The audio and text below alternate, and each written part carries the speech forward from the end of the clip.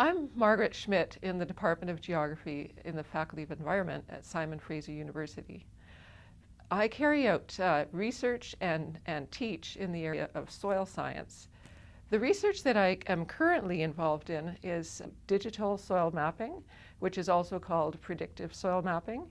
And this is coming up with methods of mapping over small spaces or really large spaces, even over the whole world, of soil types and soil properties that can be used largely by modelers who are modeling things such as climate change.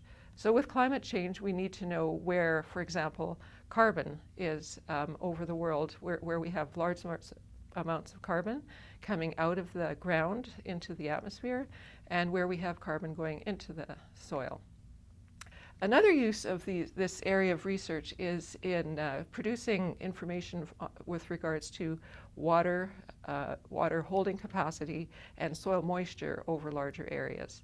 And this is very important for plant productivity. So where we have moist soils, that's the best situation. We don't want our soil to be too dry or too wet, and this is useful for plant production, both in agriculture and in forestry.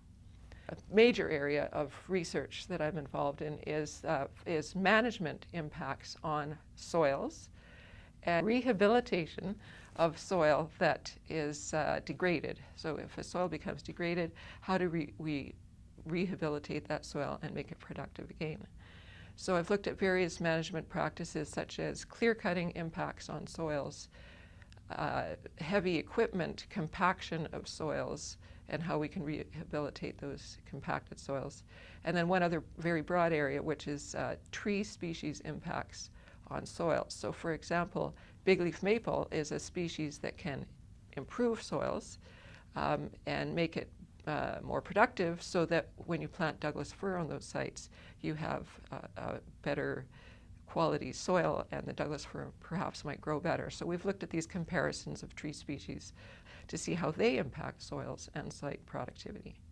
I have sort of introductory level soils courses where we look at soil physics, soil chemistry, soil biology, and classification of soils, sort of broad overview of various soil science topics. And then in another course, I specifically focus on forest soil science and the management properties of forest soils. This relates to trying to essentially make the soil more sustainable for long-term use.